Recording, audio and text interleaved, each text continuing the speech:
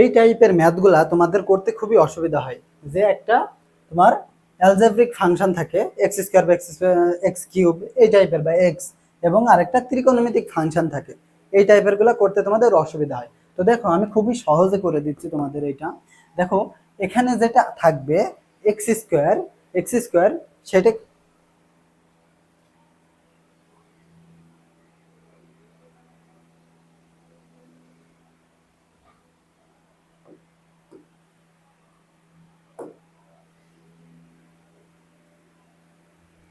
এই টাইপের ম্যাথগুলা খুবই জটিল মনে হয়, কিন্তু এগুলা কিন্তু শর্টকাটে করা যায়। একটা কি তোমার অ্যালজেব্রিক ফাংশন এবং আরেকটা ত্রিকোণমিতিক ফাংশন, এরকম দুইটা যখন একসাথে থাকবে গুণ আকারে, তখন শর্টকাট নিয়মটা হচ্ছে এখানে যে অ্যালজেব্রিক ফাংশনটা আছে সেটাই তুমি বসিয়ে দিবা। এরপর এটার ডিফারেন্সিয়েট করবা, কত হবে 2x, আবার ডিফারেন্সিয়েট করবা, কত হবে 2 হবে। এভাবে যতক্ষণ না তুমি জিরো পাবা ততক্ষণ করতে থাকবা। 2 রে তো ডিফারেন্সিয়েট করলে এবার জিরো আসবে, সো আর করা যাবে না। এরপরে কি করবা, এরপরে দেখো প্রথমে এই cos x রে তুমি ইন্টিগ্রেশন করবা, এইগুলা কিন্তু সব ডিফারেন্সিয়েট করেছে, কিন্তু এইটার প্রথমে ইন্টিগ্রেশন হবে। cos x রে ইন্টিগ্রেশন করলে কি পাবো, sin x পাবো, এরপরে এই sin x রে আমাদের ডিফারেন্সিয়েট করতে হবে, ddx। sin x রে ডিফারেন্সিয়েট করলে কি হয়, cos x হয়, কিন্তু cos x। এরপরে এই ফাংশনটারে মানে বারংবার এরকম ডিফারেন্সিয়েট করতে হবে যতক্ষণ না শেষ হয়। এই যে এখানেই তো শেষ, তার মানে এখানে আবার আমরা কি করব, ডিফারেন্সিয়েট করব, ddx করব।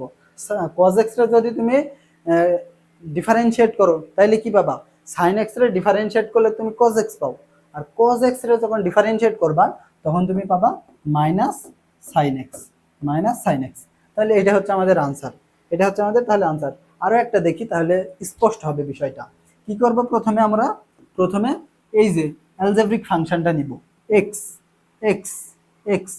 এরপর কি করব, ডিফারেন্সিয়েট করব x + 1, ডিফারেন্সিয়েট করে ফেললাম। দেখো এটা কিন্তু ঢাবিতে এসছে, খুবই কঠিন একটা এমসিকিউ মনে হচ্ছে, কিন্তু এটা শর্টকাটে আমি মাত্র 3 থেকে 4 সেকেন্ডে করে ফেলতে পারি।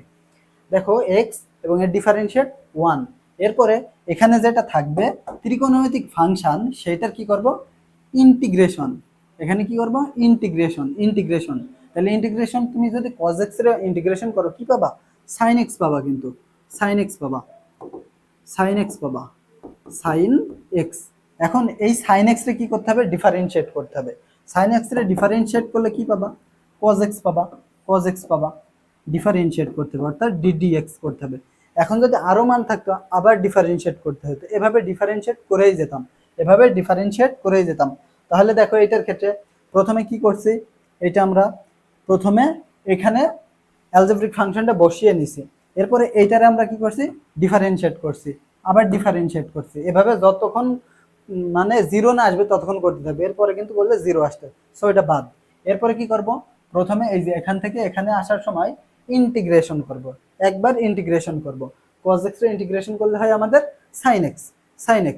এখন এইটারে এর পরে যতবার ওইদিকে যাব ততবার আমাদের ডিফারেন্সিয়েট করতে হবে। তাইলে এই যে cos x এর ডিফারেন্সিয়েট করলে sin 2x। আশা করি তোমাদের এই শর্টকাটটা কাজে দিবে। দেখো এটা কিন্তু ঢাবিতে আসছে, সো এটা কিন্তু রিপিট করতে পারে যে কোনো ভার্সিটি, এমনকি ঢাবি নিজেও রিপিট করতে পারে।